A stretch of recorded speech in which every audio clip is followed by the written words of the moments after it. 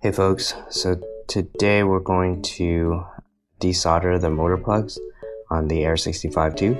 Dry weight with the motor plugs, it comes in at around 17.9, so we'll see how much weight we shave after we remove the motor plugs. The first thing we'll have to do, obviously, is to remove the motors and the propellers off of the board. Alright, so just setting up here. The reason why I'm doing it on my living room table is that I have these magnetic clips that are able to hold the FC in place while I work, and so my table has metal here, so then I can get a pretty solid grip here. I was just following what I find on YouTube, right? So I didn't come up with any of this. Is that we're actually going to, on the underside of the motor plugs, we're going to be creating a solder bridge between all of the plugs. So with solder and soldering iron, I'm going to be adding enough solder to them so that they actually span across all three holes and bridge them together. And we're going to do that for every single side. And once that is done, then the idea is that because we have the solder bridge, we're then able to bring heat and heat up all the pins at the same time. And then with tweezers, while holding it with the other hand, you should be able to just gently yank it off altogether. Set up here, but got my solder. I have some flux too, which can help with the heat. So one thing I'm gonna try right now is just to heat up one pin at a time and add solder to the pin, because I guess I'm just not good enough to figure out what angle to hold the iron at to get all of them at once. That what I see people doing in videos. So I'm just gonna do it my way, one at a time, and then we'll see if that works out for me better. Heating up my iron to 300 degrees Celsius. Add some solder. Alright, let's try this out. So first one, heating it up. Wow, it is taking a lot of heat to heat. I think it's working though. There we go. Okay, cool. Able to add solder. Nope, it's mostly just going to my iron, not sticking on the pad. Try it again here. Yep, okay. There we go. You can see I got my first solder blob on there and a shit ton of solder on my iron. Maybe we could just use it. Nice. I bridged a connection. Bridge it with the next one over here. Yeah.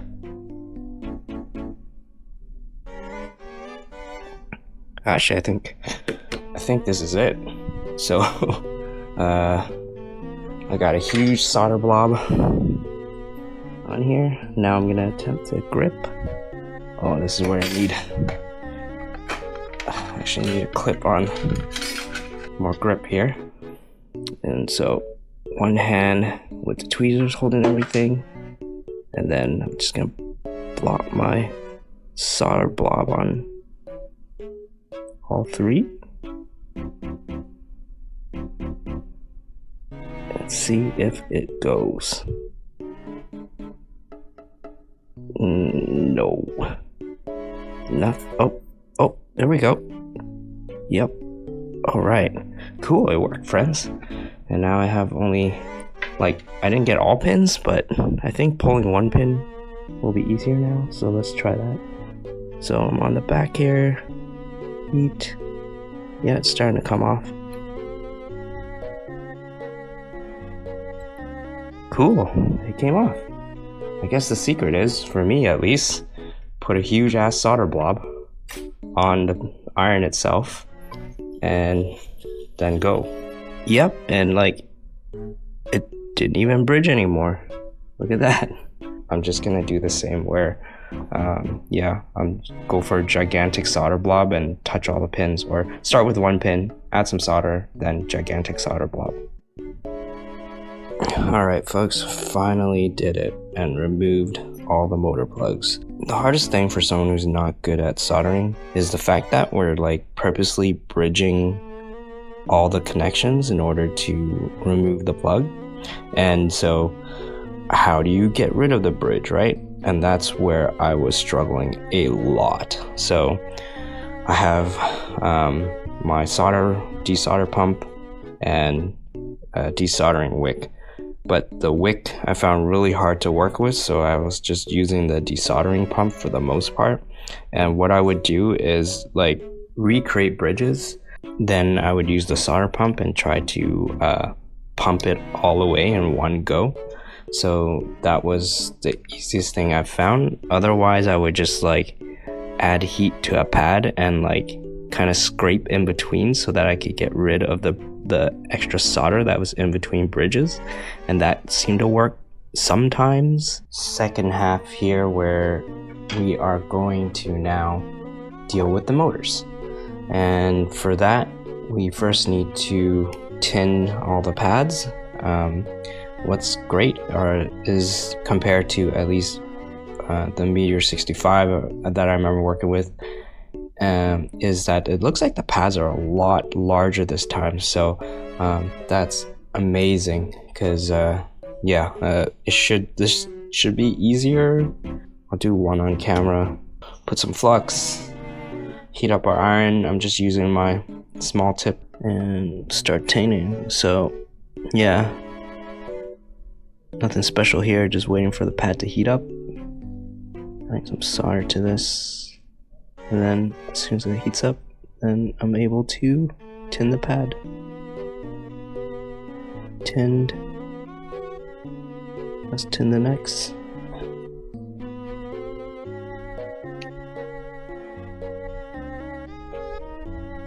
Alright, I'm gonna cut here and tin the rest of the pads. Now that I've tinned my pads, the next step is to actually prep all the motor wires. There's two ways that I've seen this done. One is to like just cut these at like the halfway point where you start seeing the metal show, and then it'll retain like the pin. I'll just do one. So halfway, just right underneath where the metal shows. You snip. Oh, jeez, that thing went flying. I have to look for it later. And then you're able to pull these off, and you'll see that they retain the metal clips that actually go into that little JST connector. So at this point, you don't need to strip the wire, because you can just solder these metal contact points directly.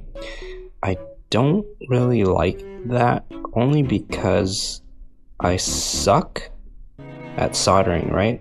So I kind of need to expose more metal to work with, because like when it comes to soldering this on the blob, I get confused at like where exactly I need to apply heat in order to complete the connection. Strip the insulation back, expose some wire, tin the wires, and solder it on directly that way. So I think I'm just gonna do it the old-fashioned way. I'm gonna do these two because they're aligned. Snip, snip. And then we'll snip this one. Okay. And I mean, if you've done soldering already with motors, you already know you can use your fingernails to strip the insulation. So you want to strip as much as you're going to be needing to solder here. So it's pretty tiny. So with your fingernails, pinch, and you're able to expose the wire. Next up is to tin these wires, and in fact I'm gonna go grab my putty to hold this in place. I'll be right back. Alright, so I got some putty to hold this in place. We're gonna now move on to tinning the wires, and this part I always find hard with tiny wires, but you know, you're gonna want to twist the wires before you tin them. Cool. Alright, so next step is to tin these wires.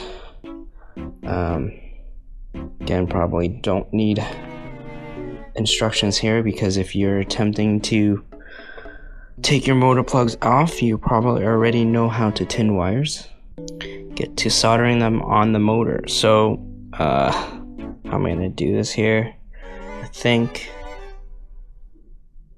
yeah, I will do one on camera, and then yeah, the rest I'll leave for you to see. But you know, you only need one as an example, and then the rest is probably just me struggling. What we'll be doing is yeah, going as close to the board as we can, soldering, pressing down. Same with this one. This one's a little weird because it needs to start like further up, just because that's where the pad is. If you're new to this, the order of the wires don't matter. That's why they don't have any colors to them. Once you have everything tinned, the nice thing is that it should be pretty simple just to finish this solder job. I probably just jinxed myself, but really all you have to do is press it down. So you would place it on top, line it up, apply heat, and you'll see that you'll just be able to move the motor wire around because everything is in a liquid state. And from that point, you just hold it in place, you know, add some flux for luck, and just go. So down, press, add heat,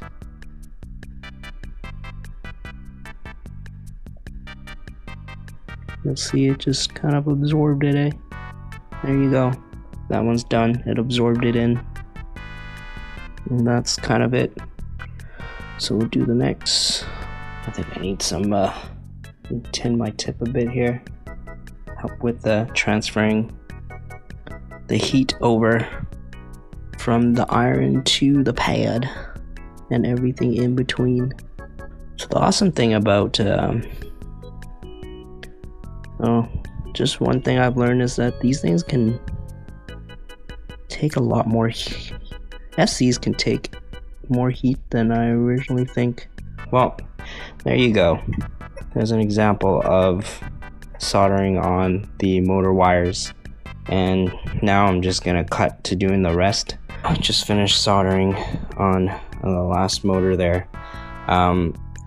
You know, just have a lot of patience on this. Don't be afraid to go back in and, like, in fact, I might have to go back on this one and resolder, reflow, you know, add some flux, then move it around, add some heat, and push it back in a little bit further.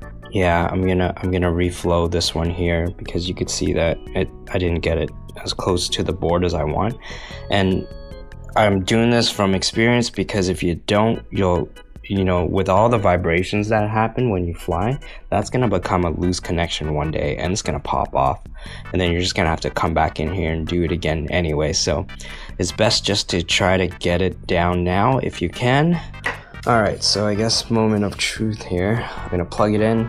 We got a battery. If it starts up, it means I have no shorts, and then if the motors are able to all spin, then it means I don't have any bridges here. I also have a fan ready because if you plug a battery in, it's always good to cool down the VTX while you're working on the bench. Okay.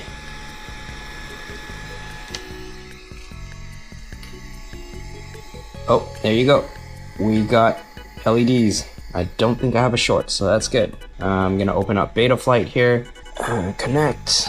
I'm on the motor tab now. I'm gonna plug in a battery and we're gonna check to see if all the motors are able to spin. We're just gonna give them a little bit of juice here. It's this section down over here. You say you understand the risk, and maybe we'll go one at a time. There, that motor's able to spin. That one's able to spin.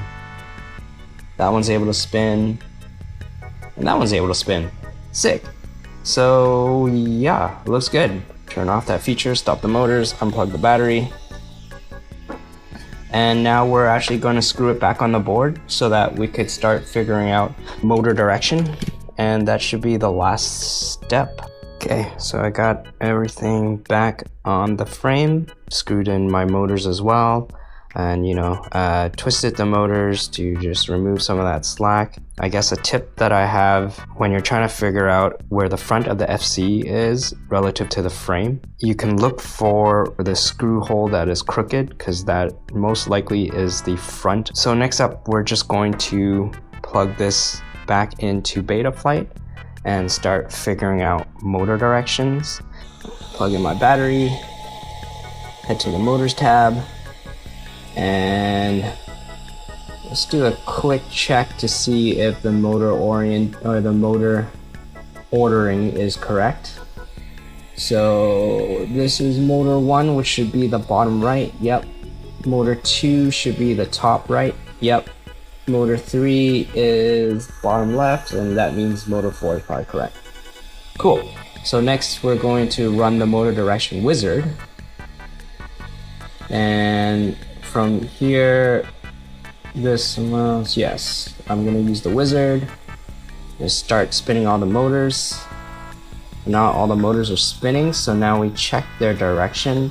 There's lots of ways to do this. I think I'm just going to use a piece of paper here, tear off a piece of paper, and then just check to see which way this motor is spinning once I put down my piece of paper into the bell. And this looks like it's spinning counterclockwise, which is what I want, so that's correct. Next, I'll check this motor. This motor seems to be spinning in the right direction as well. Yeah, my paper is getting pushed to clockwise, which is what I want. Let's check number 1 now on the bottom. My paper is getting pushed counterclockwise, is what I want. And then lastly, number 3, see which way my paper is getting pushed towards clockwise, which is what I want. So I actually don't need to make any changes, funny enough. I guess I nailed it right out of the bat. Cool. Then really, I'm putting the rest of the components back onto it, putting it back together. We'll measure it, see what the new weight is, because the last one was 17.9 grams, and we'll see how much we were able to shave off. All right, I put this thing back together now, and we're gonna do a final weigh-in to see how much weight we were able to shave off of it. So got my scale here. We are coming in at 17.4 grams, so we were able to save 0.5 grams off of this build, which I know doesn't sound like a lot, but considering the size class of this drone, like, I should be able to see battery savings. Maybe not flight characteristics, but battery savings, I bet I can get like 10 more seconds out of it, which over time, it's a lot, because I'm out there 6 to 12 batteries at a time, and that extra time really helps with practice. Whether you should take this on or not is kind of up to your soldering confidence levels, or really your patience as well. I mean, risk is a factor in it too, sure. You can like fry your ESC while doing it and then I guess scrap the thing, but considering that there's risk in other areas of this hobby, like us taking this full send to do, matty flips or whatnot, and you're gonna risk breaking it out in the field too. So yeah, break it on the bench, break it on the field, same difference to me. All right, well, that's it. I'm not gonna be flying it in this video because I am tired and I think I breathed in too many solder fumes. I probably should have had the fan going when I was working to blow away the fumes in my face, so kind of a headache. I will show the flight in future videos, so catch you in the next one. Later.